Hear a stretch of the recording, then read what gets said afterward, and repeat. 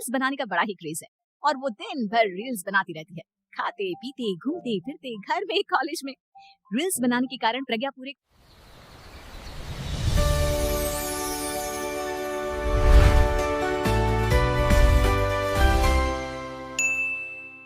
College में highlighted है।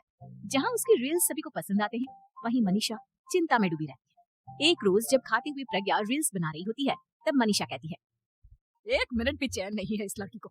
ये नहीं कि खाना तो आराम से खा ले, लेकिन नहीं, अरे थोड़ी देर रील्स नहीं बनाओगी तो आसमान नहीं टूट पड़ेगा। अरे मम्मी, इसी को तो कहते हैं डिटर्मिनेशन। तुम नहीं समझोगी ये सब। भगवान इस लड़की को सद्बुद्धि दे। जब देखो तब टेढ़ा बाका मुंह बनाती रहती है। मनीषा की बात का प्रज्ञा पर जरा भी असर नहीं होता और वो खाते खाते रील्स बनाती रहती है। दिन बीतने लगते हैं और देखते देखते प्रज्ञा का कॉलेज भी खत्म हो जाता है। आए दिन कोई ना कोई मनीषा को प्रज्ञा की शादी करवाने का सुझाव दे जाता है।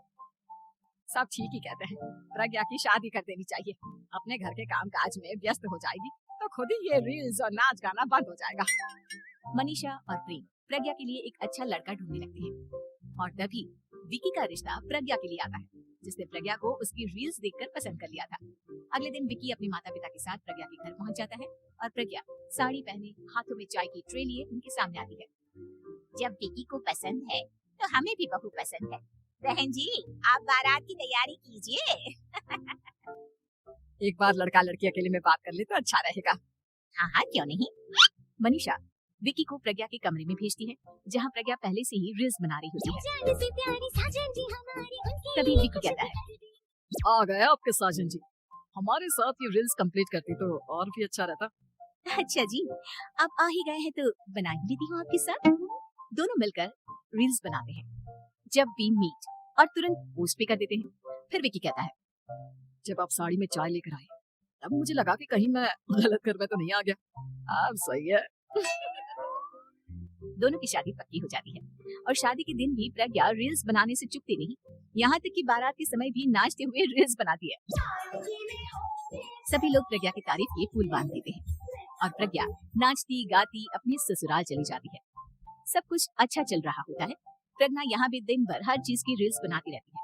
लेकिन कुछ दिनों के बाद जब सुनीता कहती है, बहू, ये रील्स के साथ साथ कुछ काम भी कर लिया करो। वैसे तुझे और क्या क्या बनाना आता है?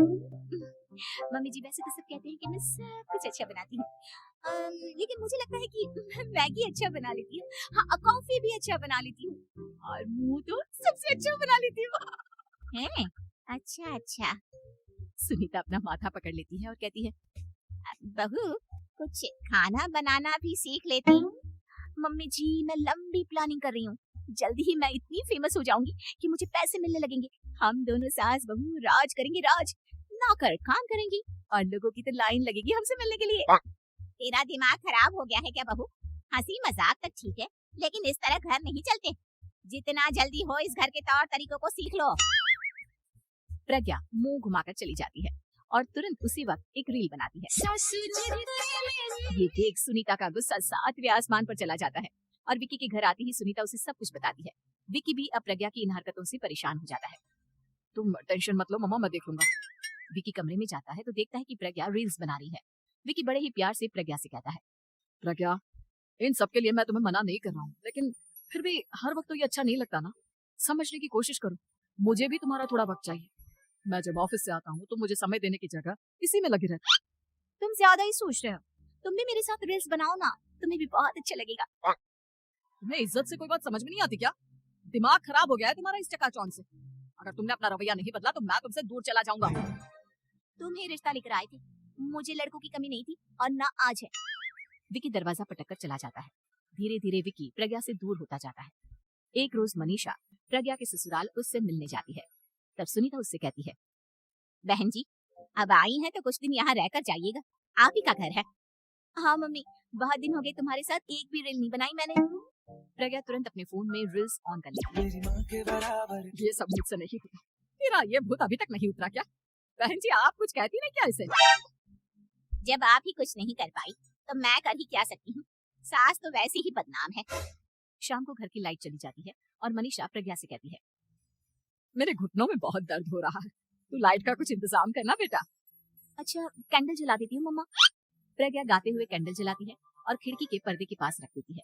मनीषा, जिसे बहुत दर्द हो रहा है, वो सो जाती है और प्रज्ञा हमेशा की तरह अपने रील्स में लग जाती है। उधर कैंडल की वजह से पर्दा आग पकड़ लेता है और मनीषा के कमरे में आग लग जाती है। बचाओ, कोई है, बचाओ। सभी भागते हैं और विकी कमरे की आग बुझाने में लग जाता है, लेकिन तब तक मनीषा आधी जल चुकी थी। मनीषा की हालत देख प्रज्ञा रोने लगती है। विकी मनीषा को तुरंत हॉस्पिटल ले जाता है और उसे एडमिट कराता है। विकी प्रज्ञा से कहता है, देख लिया ना, तुम्हारे इस नाच गाने की वजह से आज तुम्हारी माँ की जान जाते जाते रह गई। अब पता नहीं तुम और क्या चाहती हो। उधर डॉक्टर कहते हैं, इनकी हालत बहुत नाजुक है, आधे से ज्यादा जल चुकी है। प्रज्ञा रोती हुई मंदिर में जाती है और भगवान के आगे जाकर कहती है, भगवान, मेरी माँ को ठीक कर दो।